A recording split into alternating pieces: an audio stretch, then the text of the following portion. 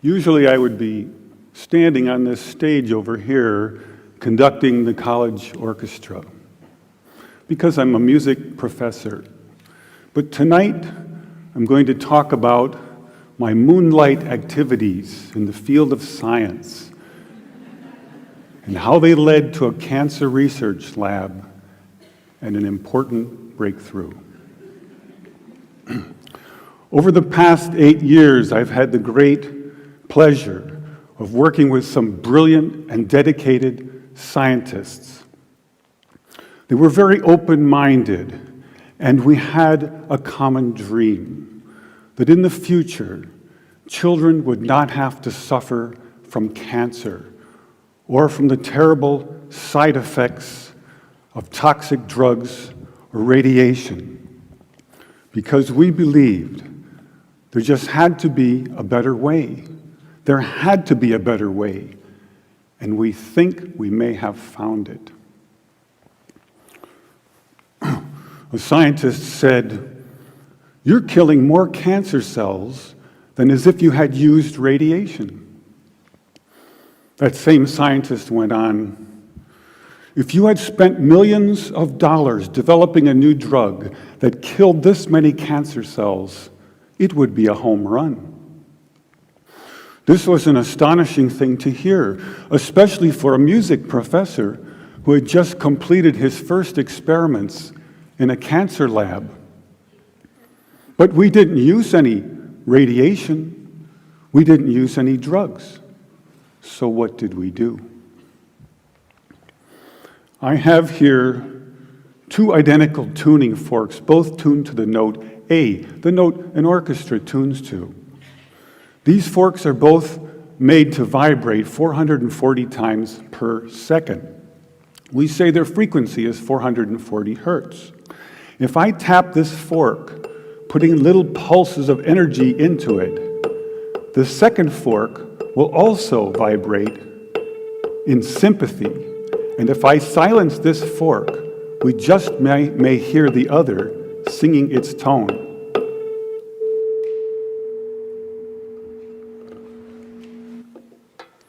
We say that I'm inducing a sympathetic resonant vibration in the second fork. It only works because both forks are tuned to the exact same frequency. Now, many of us have seen this very charming young man on the internet who shatters crystal glasses with his powerful voice. But if you watch him carefully, you'll see that first he taps the glass with his finger and listens. The glass sings its natural resonant pitch. Then he takes a deep breath and sings a loud, long note. He induces a resonant vibration in the crystal glass. The vibration grows larger and larger and larger until the glass is shattered. On the other end of the scale, we have a giant bridge made out of concrete and steel, a suspension bridge, the Tacoma Narrows Bridge. Cars and trucks and buses are going over it every day. And unfortunately, where they built this bridge, there was a steady wind blowing across it. And one day, this wind induces a small vibration in the bridge, hardly noticeable. But the frequency of the vibration matches the resonant frequency of some part of the bridge. And the vibration gets larger and larger and larger until the bridge collapses into the river below. A destructive resonant frequency. So on one end of the scale, we have a giant concrete and steel bridge destroyed by resonance. And on the other, we have a small crystal glass shattered. So maybe we could shatter something even smaller, something really small, something you would need a microscope to see. Maybe we could shatter a living microorganism. But to do that, you'd need some sort of theory to serve as a basis. And we find that basis in a wonderful book called The Rainbow and the Worm, The Physics of Organisms, by a scientist, Mei Wan Ho. And that book makes a very strong case that living organisms and cells are liquid crystals, or in the least, they have many properties of liquid crystals. Now, we're all familiar with liquid crystals because they are in our laptop computer screens. LCD display, liquid crystal display. And we can change the qualities of the liquid crystals in our computer screen by sending special electronic signals to it. We can change the color and the shape on the screen with these signals. So maybe we could change a biological living liquid crystal with a special electronic signal. But in order to do that, we would need some kind of device. So we search the US patent database, and we find this invention by a physician, Dr. James Baer of Albuquerque, New Mexico. It's called a resonant frequency therapy device, and its purpose is to induce a resonant vibration in a living organism or cell. And there are two really important things about this device. The first is that it uses a very special kind of antenna.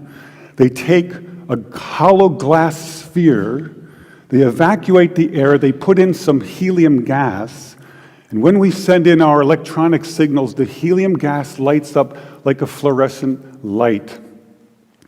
An electrified gas is called a plasma. So this is called a plasma antenna, and it has many special properties uniquely suited for this kind of work. The second important aspect about Dr. Baer's invention is that the output always pulses. It's on, it's off, it's on, it's off. This is very important because when you're doing research on the effects of electromagnetic waves on living organisms and cells, if the signal is constantly on, you are in danger of inducing heat in those cells. And heat causes indiscriminate destruction. And we don't want that. We want targeted destruction. So we don't have to worry about heat. And now we go to the biology laboratory and we take Dr. Baer's device, and the hunt begins through a microscope for a frequency which will shatter a living microorganism. Now we have a method of controlling Dr. Baer's device by an input control frequency. So if I put in, say, 100 hertz, out will come 100 pulses per second. If I put in 200 hertz, we'll get 200 pulses. So now we're searching for the magic frequency. And we start with 100 hertz, and we look through the microscope to see if anything's happening. We watch for 5 minutes. Nothing happens. So we try 101 hertz. We look through the scope for 5 minutes, and nothing happens. So we try 102, 103, and so on. Over the course of 15 months, we try hundreds and hundreds of frequencies, if not thousands, until we find the magic combination. The answer is you have to have two input frequencies, one low, one high, and the higher frequency must be 11 times the lower. It's what we musicians would call the 11th harmonic. And when we add the 11th harmonic, we begin to shatter microorganisms like a crystal glass. These are the first videos taken. We showed these videos to our friends in the biology department. They said they hadn't seen anything quite like it. Seems to be a new phenomenon. These organisms are being shattered by our electronic signals. This is a harmless organism, almost friendly, a little blepharisma. And normally they're very fast swimmers, but when you approach a frequency to which they are vulnerable, they begin to slow down, then they stop, and then they begin to disintegrate within about 3 minutes. So now we know we can destroy a microorganism, and the question comes up, But can you target a specific organism with a specific frequency? So in this next video, you'll see a large organism in the center, a paramecium, undergoing disintegration, and swimming all around it, a tiny different organism, which is unharmed. If we're lucky, we'll also hear the audio as I narrate the experiment live in a noisy lab. Perhaps you can see this sort of fireworks effect happening in the growing blister to the right of the organism. And here comes a little neighbor, wondering what's going on, who's testing. And you can see blisters forming now on the lower left quadrant and upper left quadrant.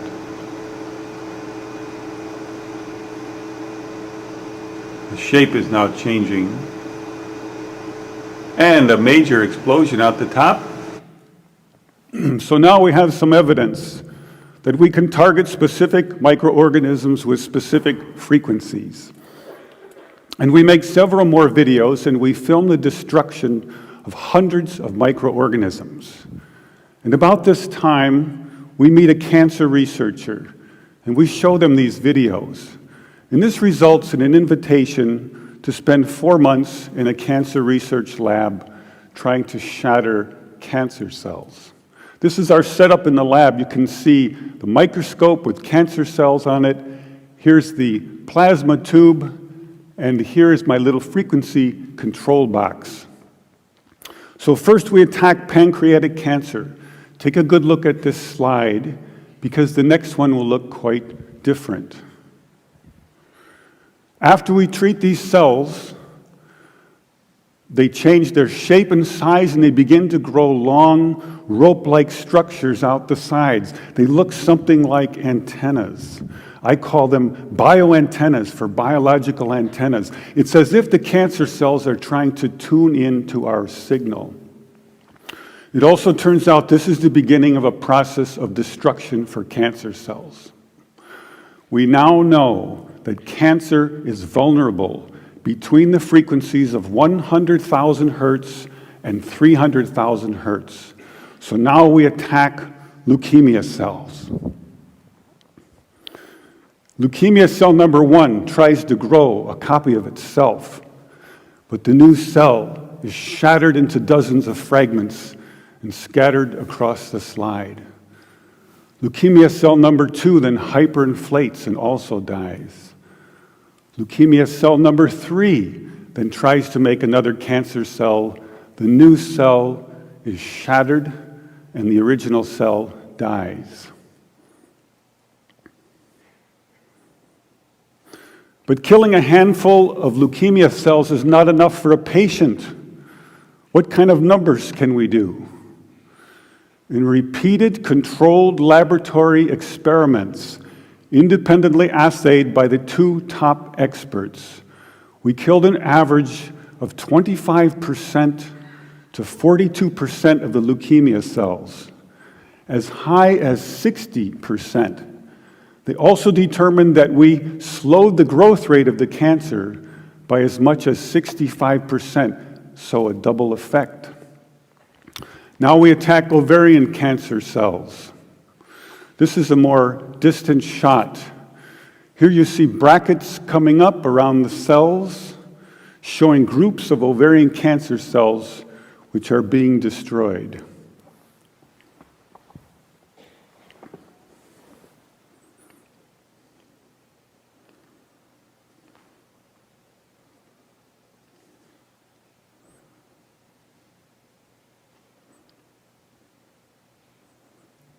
You can see by the end of the video that a great many ovarian cancer cells were destroyed. Now we attack pancreatic cancer once more. In the center of the screen is a clump of pancreatic cancer cells, like a microtumor under the microscope. We turn on our electronic signals, and the tumor shrinks and is broken up. The cells are disconnecting, disaggregating, the opposite of forming a tumor. And some of the cells are destroyed.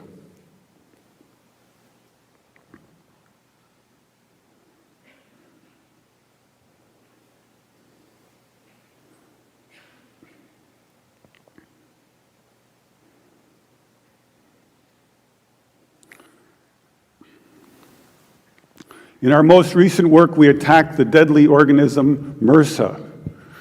MRSA is particularly dangerous because it's resistant to many common antibiotics. Thousands of people die every year from MRSA. They have drugs for it, but they have very toxic side effects.